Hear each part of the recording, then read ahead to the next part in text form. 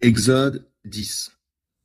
L'Éternel dit à Moïse, va trouver le Pharaon, car c'est moi qui ai fait qu'il s'entête, ainsi que ses hauts fonctionnaires, afin d'accomplir mes signes miraculeux au milieu d'eux, et afin que tu racontes à tes enfants et à tes petits-enfants comment j'ai traité les Égyptiens et quels signes miraculeux j'ai accomplis au milieu d'eux. Ainsi vous saurez que je suis l'Éternel. Moïse et Aaron se rendirent donc chez le Pharaon et lui dirent, voici ce que te dit l'Éternel, le Dieu des Hébreux. Combien de temps encore refuseras-tu de t'humilier devant moi? Laisse aller mon peuple pour qu'il me rende un culte.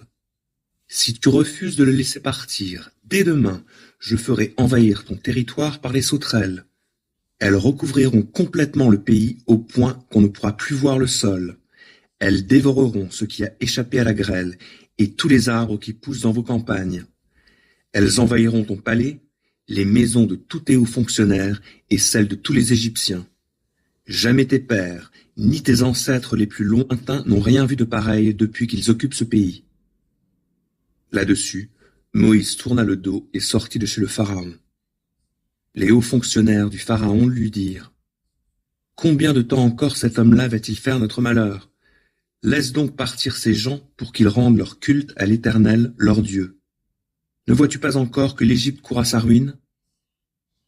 On rappela Moïse et Aaron auprès du Pharaon qui leur dit, « Allez rendre un culte à l'Éternel, votre Dieu. » Mais quels sont ceux qui iront? Moïse répondit, « Nous irons avec nos enfants et nos vieillards, nos fils et nos filles. Nous emmènerons notre petit et notre gros bétail, car nous allons célébrer une fête en l'honneur de l'Éternel. » Le Pharaon répliqua, « Que l'Éternel soit avec vous, lorsque je vous laisserai partir avec vos enfants. Il est clair que vous avez de mauvaises intentions, mais ça ne se passera pas ainsi, que seuls les hommes aillent rendre un culte à l'Éternel, puisque c'est là ce que vous me demandez. » Sur quoi on les chassa de chez le Pharaon. L'Éternel dit à Moïse, « Étends la main sur l'Égypte pour y faire venir les sauterelles, qu'elles envahissent le pays, qu'elles dévorent toute la végétation du pays, tout ce que la grêle a épargné. » Moïse leva son bâton sur l'Égypte, et l'Éternel fit souffler un vent d'Orient sur le pays tout ce jour-là et toute la nuit. Le lendemain matin, le vent avait amené les sauterelles. Elles s'abattirent sur toute l'Égypte et se posèrent sur tout le territoire en si grand nombre que jamais on n'avait vu et jamais on ne reverra pareil fléau. Elles recouvrirent tout le pays. La terre fut obscurcie.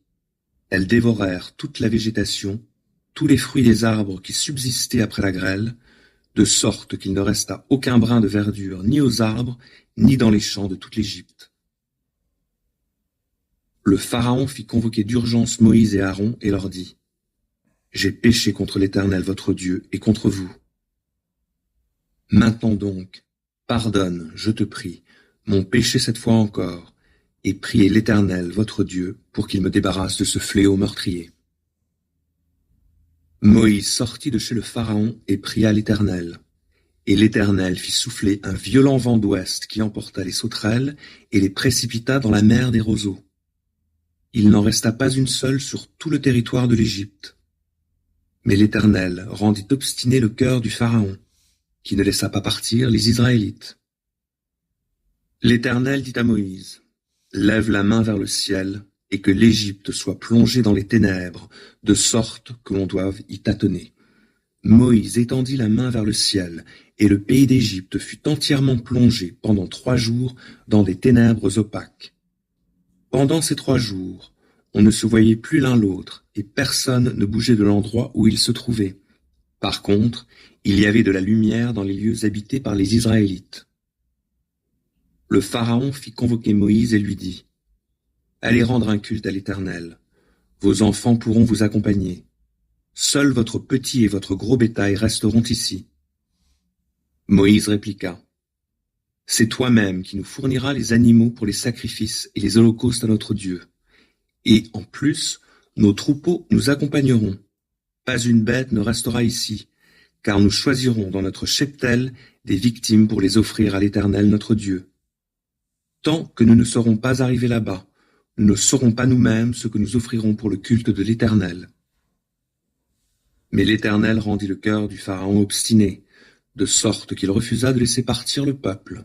« Va-t'en d'ici, cria-t-il à Moïse, et prends garde, ne reparais plus jamais en ma présence, car le jour où tu paraîtras en ma présence, tu mourras. » Moïse répondit, « Tu l'auras voulu, je ne reparaîtrai plus en ta présence. »